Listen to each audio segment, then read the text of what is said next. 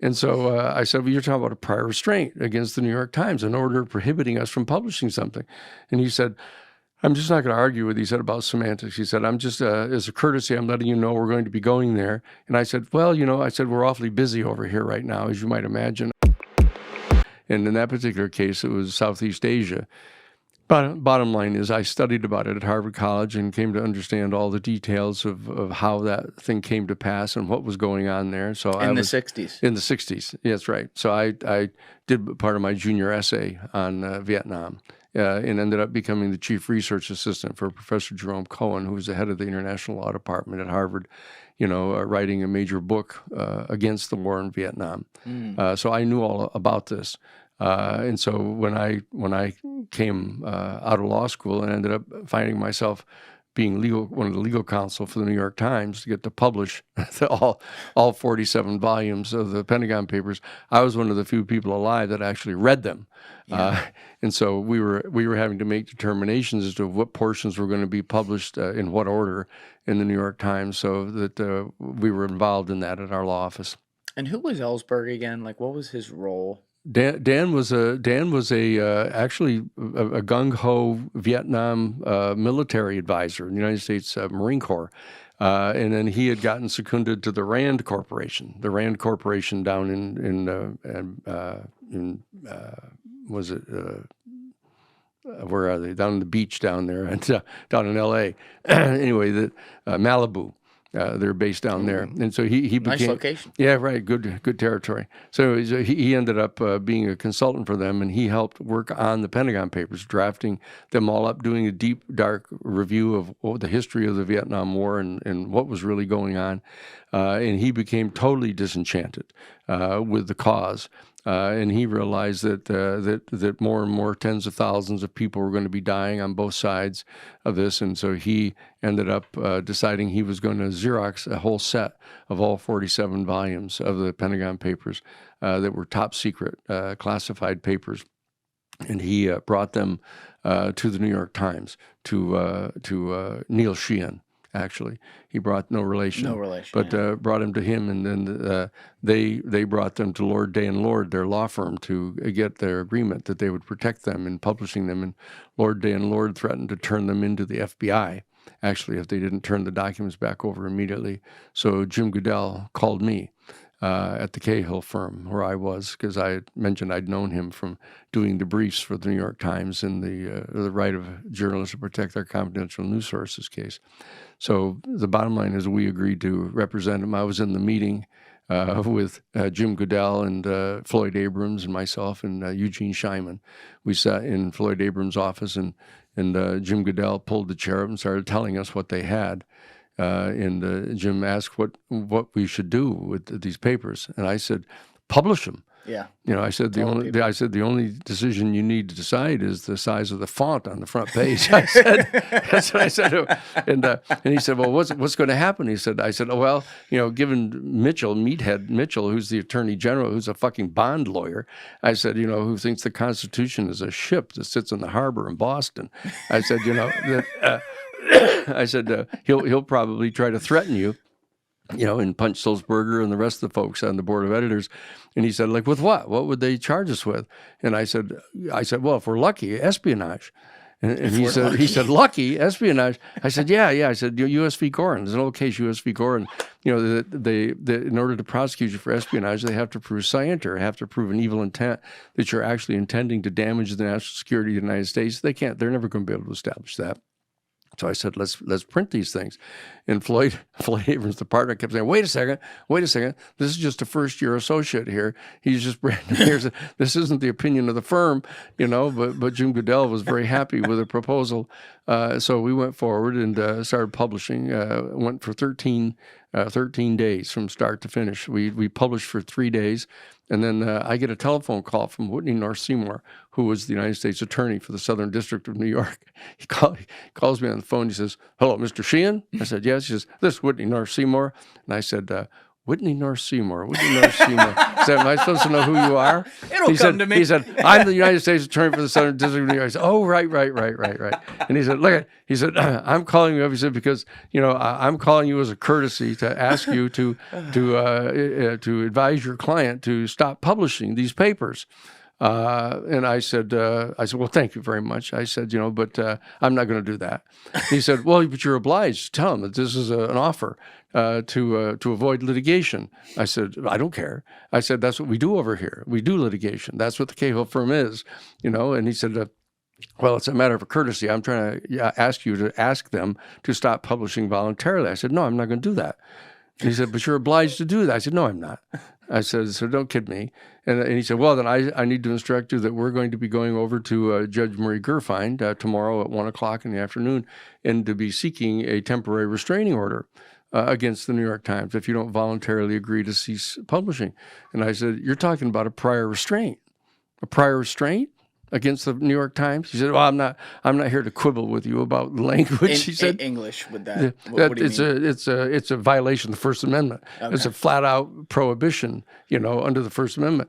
And so I said, well, you're talking about a prior restraint against the New York Times, an order prohibiting us from publishing something.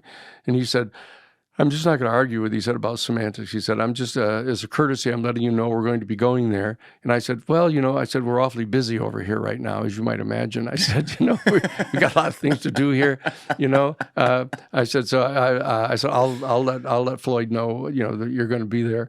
And I don't know whether we'll be there or not. So then he hung up on me. I was going to say, I felt like you were going to hang up on him. No, thanks. See ya. No. So the bottom line is I go and tell Floyd. And so we end up going over to Murray Gerfind's chambers right the next day.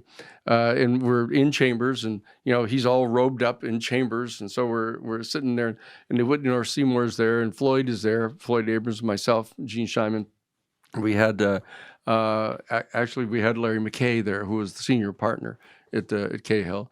And we also had the First Amendment constitutional law guy, Alex Bickel from Yale Law School, who was Floyd Abrams' con law professor. So we had him in there because we were doing the briefs on the right of journalists to protect their confidential news sources. A Harvard man letting himself be seen with a Yale man? Well, I wasn't being seen. It was kind of private. Okay. So the bottom line is that we were all there in chambers, and so we come in and I said, okay, so look, I said it's your motion. I said you're the ones that are here with a motion to get a prior restraint against the New York Times. So what's your argument?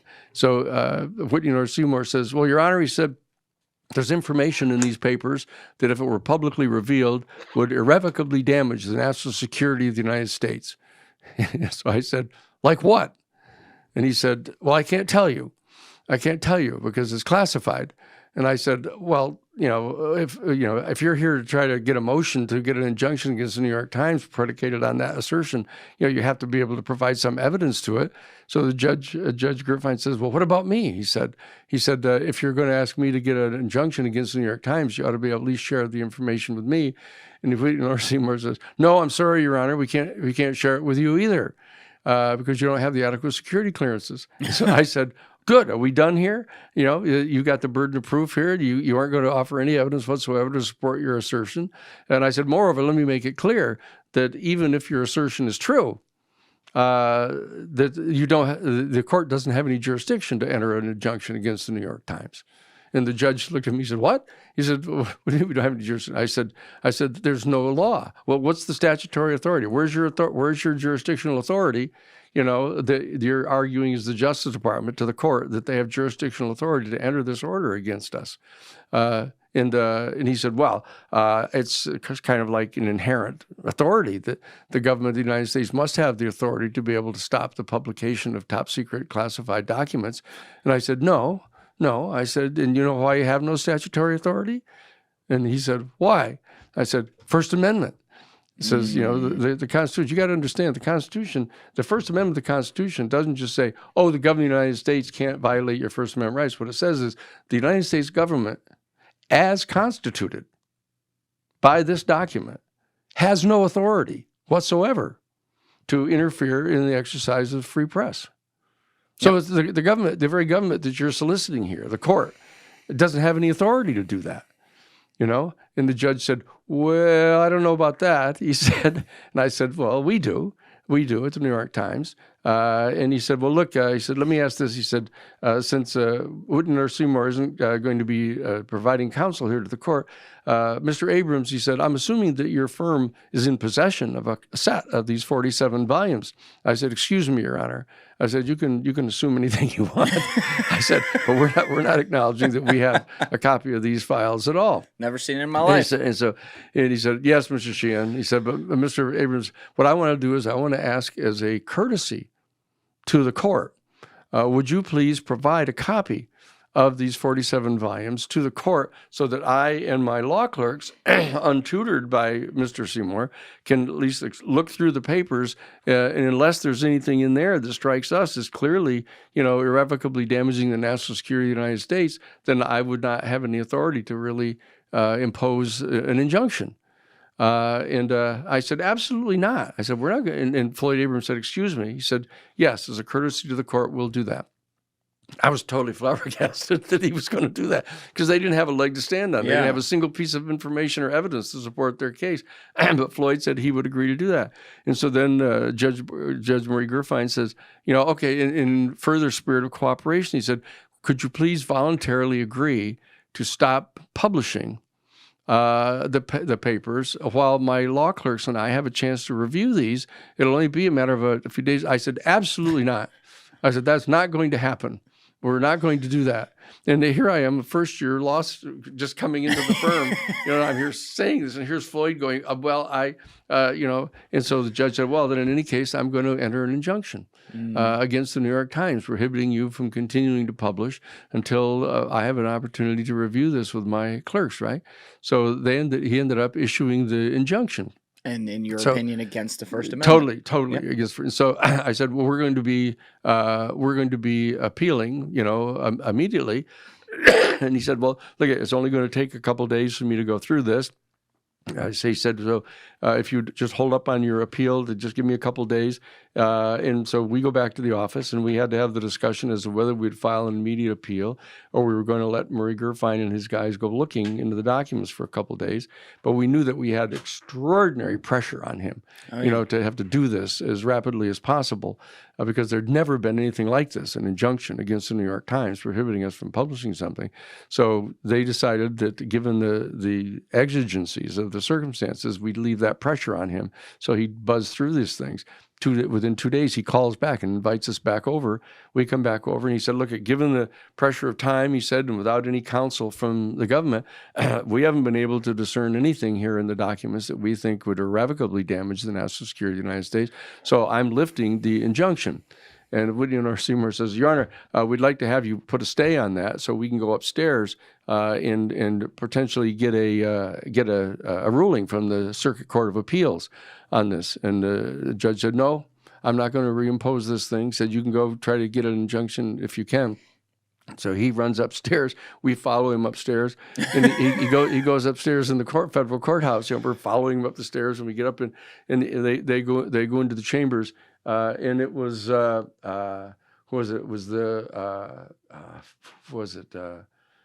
judge. Anyway, the judge was there. He ends up. They make the motion to have the injunction reinstated, right? And Kaplan, his name is Judge Kaplan. Not Lewis Kaplan. Lewis Kaplan. He's yeah. Says, oh my God, he's still around. So he says they go into Kaplan. And he said we'd like to have this injunction put back on. And it was Kaplan. Yeah, sure it was. He says 25 years ago to the day. He said. I'll tell you, we can figure out who the judge was here because he said 25 years ago to the day, I was asked by the government to issue an injunction, and I declined the injunction at that point.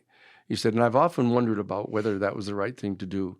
So I'm going to give this injunction. I'm going to reinstate. He was talking about the Rosenberg case. Yeah, that was 53. It was the Rosenberg case, and he refused the stay of execution against the Rosenbergs, and they were executed. And they were allegedly Russian Soviet spies. Yeah. And so the bottom line is we go. They didn't have a 3-judge panel. It went right to the full panel of the Second Circuit Court of Appeals. We were there in days, and we were arrayed out in front of all 13 judges of the Second Circuit Court of Appeals. They had reserved seats in the federal courthouse just for federal judges from throughout the country, all flooded into Washington, D.C.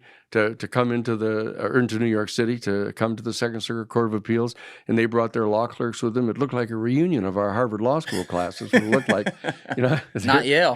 No, there were a couple of them in there. Watching the video, guys. If you haven't already subscribed, please smash that subscribe button and check out this clip's full podcast episode by clicking here or in the description below.